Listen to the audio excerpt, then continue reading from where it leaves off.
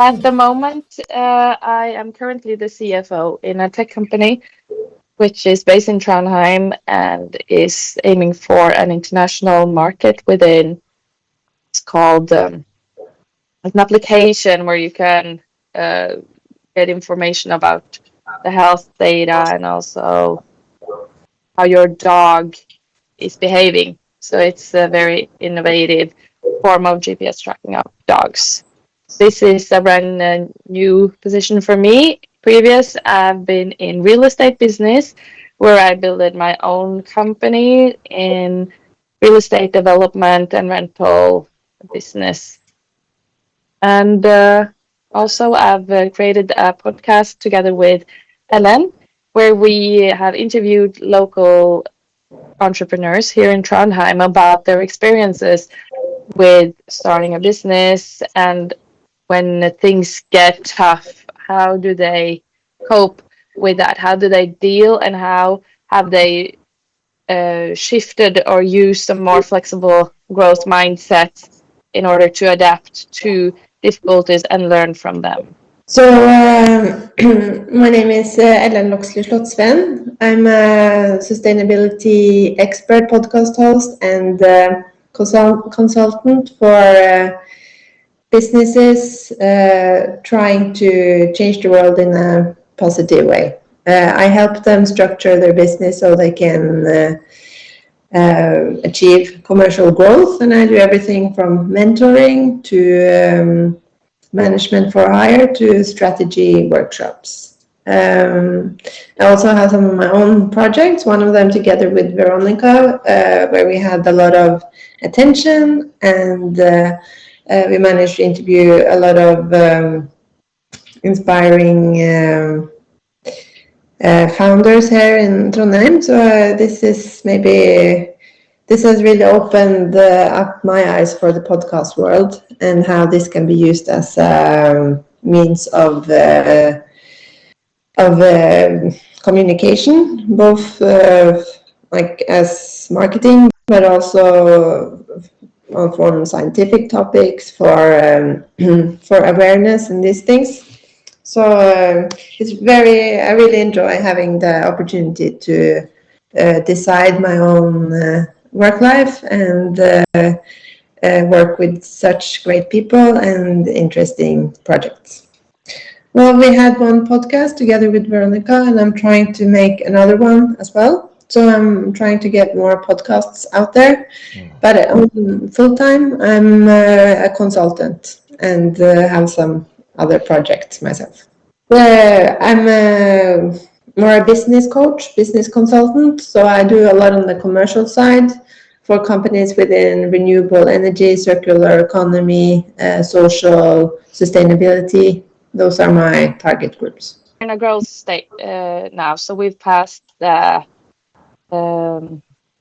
what's it called? You know, the seed and the startup phase. So we're now in growth. We are expanding exponentially. We are currently in Scandinavia, and we are also now expanding into Europe and have ambitions to reach the United States within a year. And then we're also in the process of getting more investors. You know, the company is called Little Dog, but we also have products for both dogs and cats. This is one of like many tech startups in Trondheim, and there is a very fertile soil based on the university, NTNU, like the Norwegian Technology University, where we have several different startups in micro technology, and we have also within more sustainability.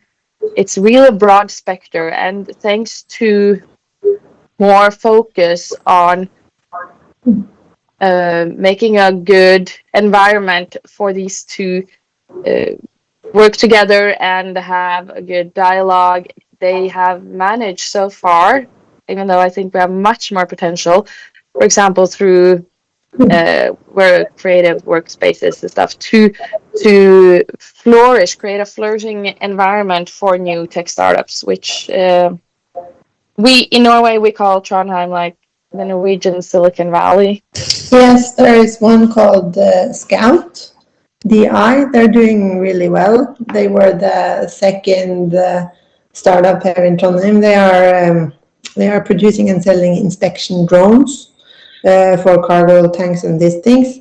And they received the second investment from a new fund here in Trondheim. And they are selling these drones internationally. So they're doing really well. Yeah, co-working spaces in Trondheim, especially the ones where you have the tech and the IoT focus. They're doing really well. A lot of these companies like Avient and also Scout that used to sit there, and Well, we others. actually have Breach too. Breach actually is working with, aren't they working with Facebook on like very close? And they were supposed to be just a small startup, and they've expanded to, I think they're 50 coworkers now, and it has really exploded. And that is virtual reality and augmented reality. It's super interesting, as you said, also with the drones. And they did not expect the growth, how quickly it went, especially when it's, it's virtual reality. It's very interesting to see how these companies has the possibility to affect the future of the entire world, basically based on their technology. I think both what Veronica mentioned before, that NTNU is really important based on all the people that come here, the research that is done, and the education there, but also SINTEF is quite important. There are many spin-outs from research that's done on SINTEF, where you see many new companies, tech companies coming up, like Cartesian, that are looking at energy storage through PCM, and many other successful companies. But maybe one thing that's with Trondheim that could be better is that many startups in Trondheim, when they're doing quite well, then when they're becoming a scale up, they move away, because often to Oslo. So some of the companies that have done really well in Oslo, they actually started in Trondheim first. Yes, and I'm thinking about that. There's this watch, children's watch. I think they started in Trondheim, Explora, and they are now international. And they just bought up Doro, which is not that technical phone, at least we're very simple, old-fashioned. And I think that started in Trondheim, at least. We also notice, drought in that investor market, but there is a general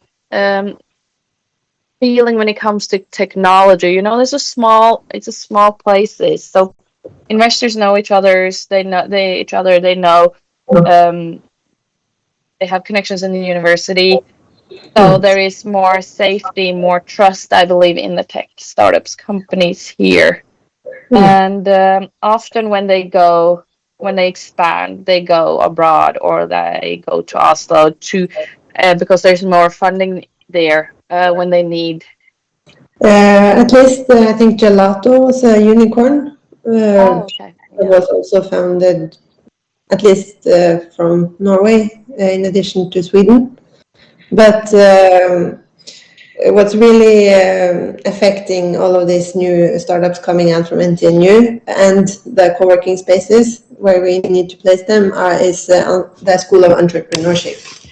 There are many cool tech companies coming out from there, and what we see is, there's a lot of capital or cash in the beginning, so they can get going. But the growth stage, that's where we might be lacking some good networks or mechanisms here in Trondheim, and that's when they often move away. But despite this, it's become a lot better the last 10 years.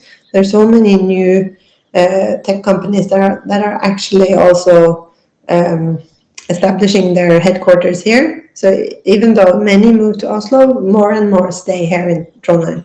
And there's a lot of exciting things going on. To add, one of the probable success factors here is that we also have an entrepreneurship study that is very good at NTNU. So they are really just, making, working for youth, to be creative, and they also have a very good sustainability aspect, which really opens up to opportunities both nationally and international. I think it's difficult to attract international funding due to the tax um, situation in Norway. Actually, I think in general that is an issue, and that is also why we see some that is really becoming a big move out of the country. Money going out. So that is really an interesting question for how can we be attractive internationally and to keep our bright minds and to create huge companies, workplaces, actually in Norway. Yes, and we also see that what could have been better in terms of investment and funding is the industry, like big companies, corporate investments from them. It's not happening No. really. So that should be a lot better, especially here in mid Norway. If they want these tech startups to succeed, they should invest more in them.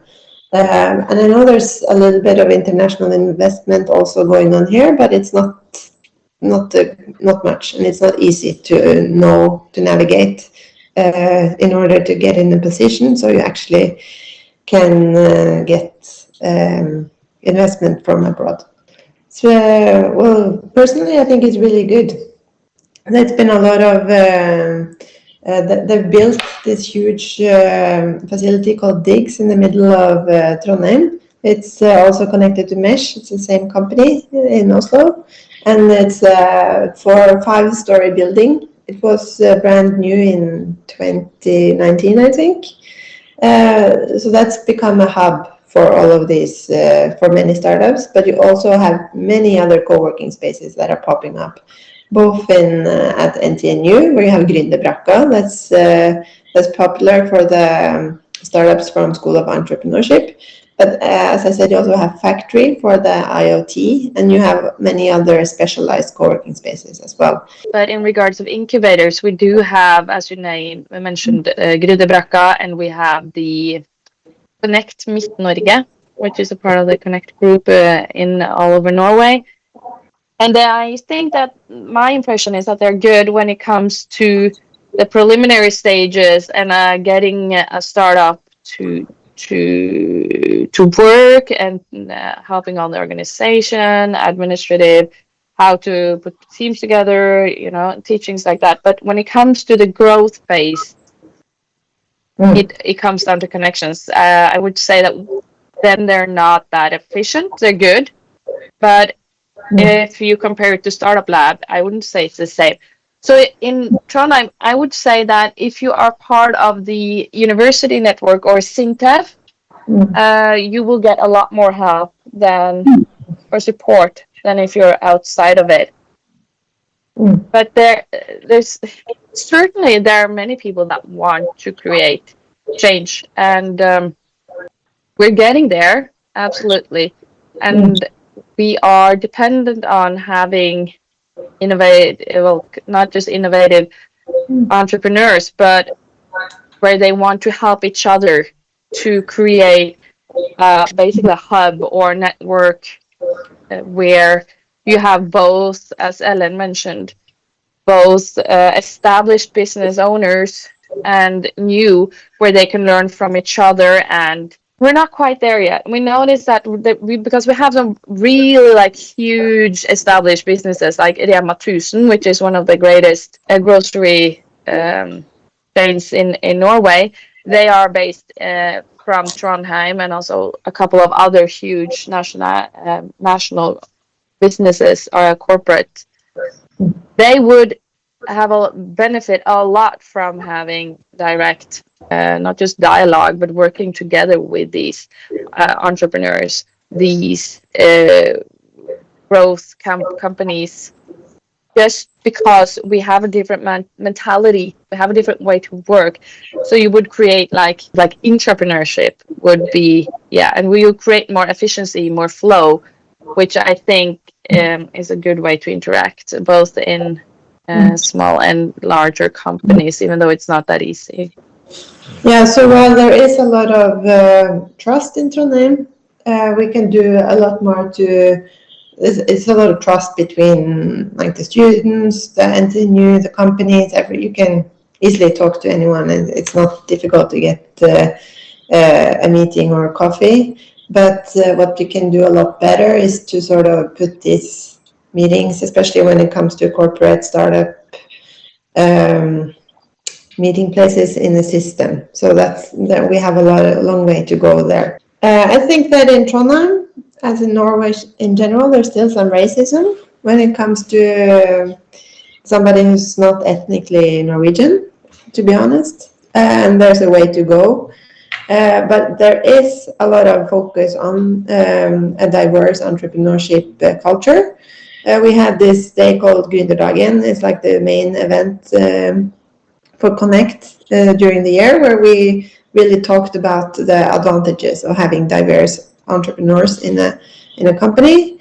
And also, I think that a lot of companies in Trondheim, they have to hire people who are not ethnically Norwegian, because if not, you won't get enough people to work in the company. So that's the good thing of having NTNU, Sintef, and maybe the downside of being a smaller city in European scale is that you have to attract people elsewhere to come here as well. But that's a huge advantage for those companies we manage.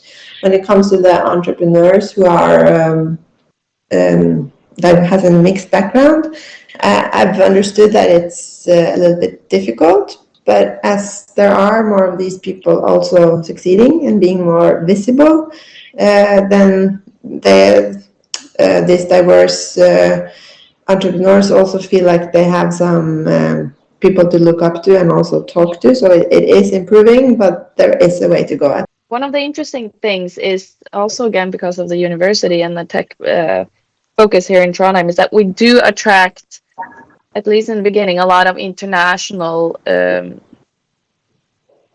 workers and students, because, for example, with Breach, they've had to go abroad to be able to find the right to get the right people for the job, basically. So they come because of the job, and then it's an art to get them to stay and to feel welcome. And it is difficult in general in Norway if you don't speak the Norwegian language. But again, it's easier because most of it is in English. And there is a very international focus. Of course, again, in general, there is a prejudice in Norway in general, but just because when people are different, this, janteloven, which is very in the Scandinavian countries, I don't think there's any like ill will behind it. It's just, it's very normative here. It's like everybody's the same. And of course, then being different will be a bit challenging. But I find that startup, the startup world is more tolerant, more open, and more willing to explore and to receive input from different backgrounds. We need it, basically, and that's also what you learn in this startup world, is that we need diversity. It's so important.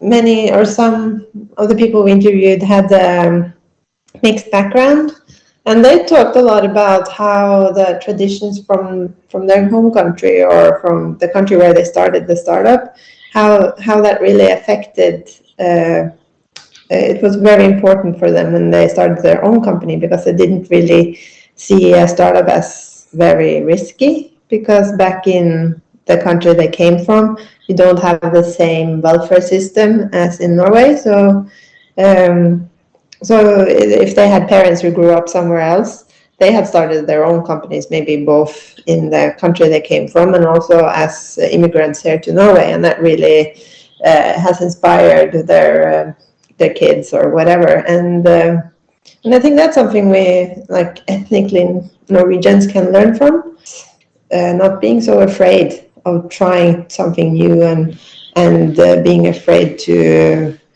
not succeed. We noticed the more people we talked with, that actually, as Ellen said, many people have tried or failed, or what we will call it. But since there's not a culture for talking openly in Norway, we increase the barrier of making changes, of doing something new. And with more openness, we found that it lowers the hindrance for actually believing in yourself and actually just doing, because what it's through experience that we learn. It's through experience that we get creative, and especially in hard times that we experience now, as you said, that it's difficult with the that investors are much more careful, funding general banks and everything. You become creative in these situations, and that is excellent when it comes to entrepreneurship. Well, basically, just to use NTNU, it has a lot of focus on entrepreneurship. So if you're already in that system or the part of that, you just go to there is a place where it's quite easy to find if you're already in the system, where they will just help you so much to get things going. And it's a lot of very high quality competency that you get free, really, and you get office space for like nothing, and you get they help you create a team. There are workshops, there are like network gatherings. So the best place is really NTNU. So if you're going to transition from academia into startups, I would say that it's really easy in Trondheim due to that program that they have. Yes, and I also think digs and other places, there's a lot of free open events, like where you can have where you can learn a lot. You can meet other people, and a lot of it is in English. And that's a lot due to what happened the last 10 years here in Trondheim, that it's many more co-working spaces, a lot more focus on facilitating information and meeting places for internationals, both at NTNU. I guess that's been at NTNU for a long time, but also other places in the city. And I do also believe that, especially if you're more internationally, you're more inclined to actually reach out to other people's. Whereas my experience that Norwegians often are more careful about that. It's like, I don't know, it's like we're more introverted or something. I don't know. And there, a lot of the movement, as Ellen said, happens in meeting with others. Well, I don't think we have that much angel investors actually. Do you think, Ellen? There are Kind some. of small. It's small, isn't it?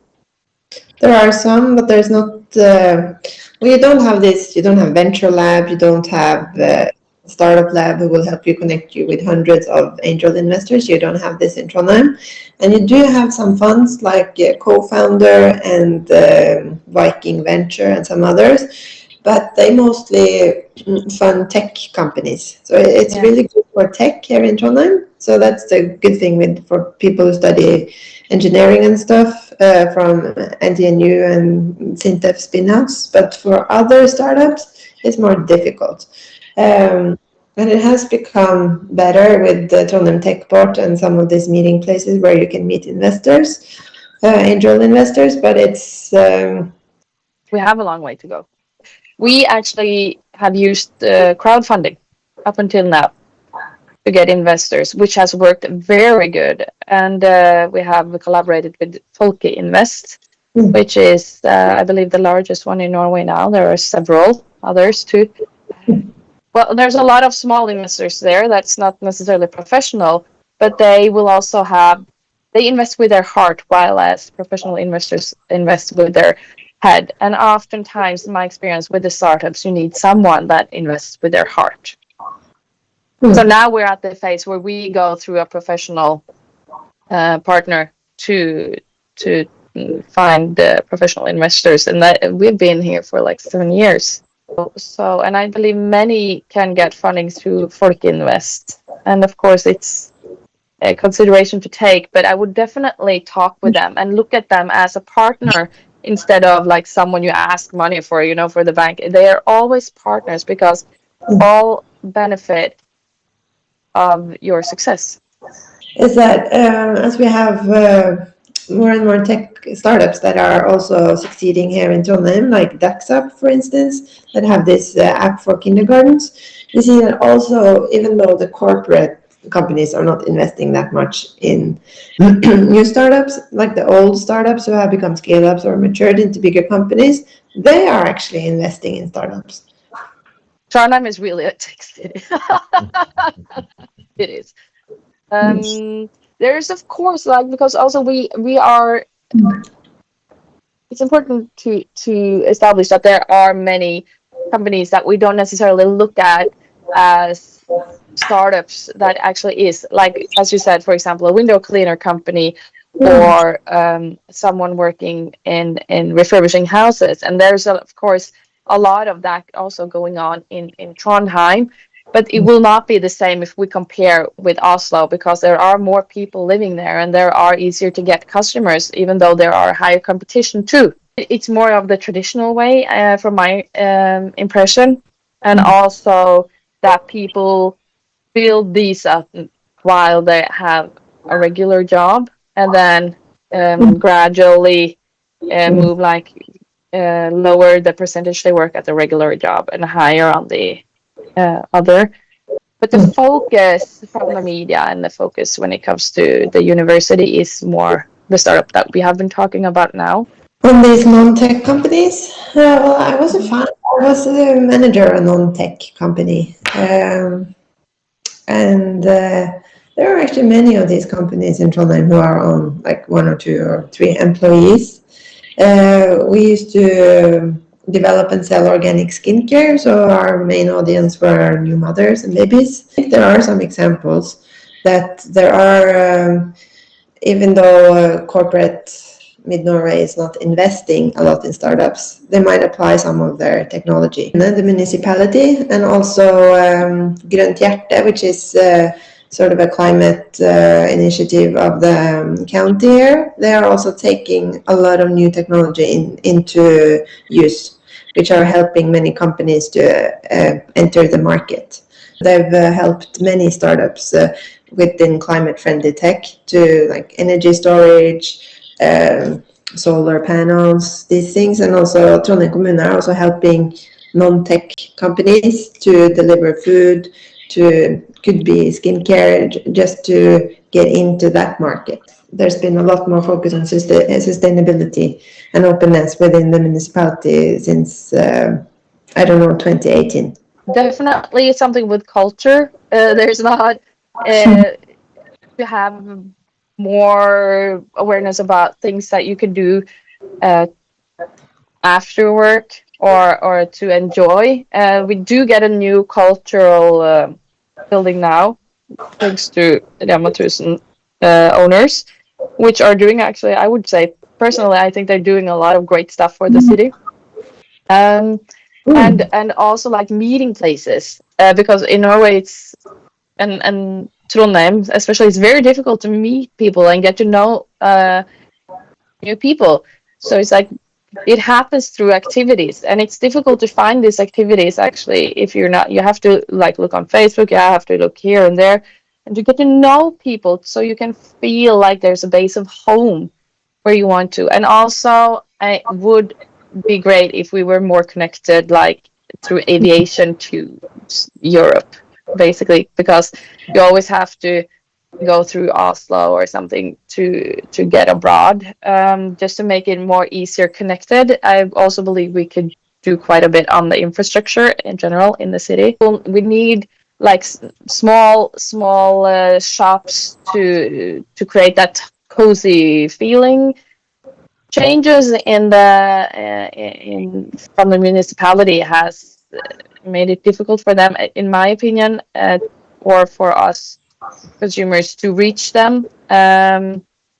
We need to get more people in the streets, basically. We need to create more life. Public funding for new climate initiatives should be more open, not narrowed down to 1 or 2 technologies. And Trondheim, being a technology hub with a lot of energy startups, could be even more so sort of a place for a living lab. You have some initiatives like building up on this living lab concept, but it's not enough because there are many different technologies that we need in order to solve this climate crisis, and we need to accelerate this so that we can have a better energy system moving forward. And in the debates, it's too much on wind, too much on solar. There should be more on other types of technologies that actually are here, like wave power or these flying drones who produce electricity and all these different energy storage solutions. There are many living lab projects where you at least could get sort of a small pilot up and running. It would be a lot easier to show people what's actually there, and all of the companies would learn a lot to install this and see if it's working or not, what could be better. And when it comes culture-wise, one thing I've thought about is so maybe there could be more meeting places also in the not just in the city center, but also in the other parts of the city, like Nardo or Lade. Like you have Grünerløkka and Tøyen in Trondheim. We also have many small places of the city. It's a huge city, so that should be better, so people are more aware of why it's important to have different types of employees and how you can talk better together, like have a better understanding both within the community. And also one more thing, as a founder, I think it's also I miss sort of the connection with people outside of the community. I know everyone within, but outside it's like most of Trondheim's population, to be honest, and there should be more places to connect, and I think that would be good for everyone.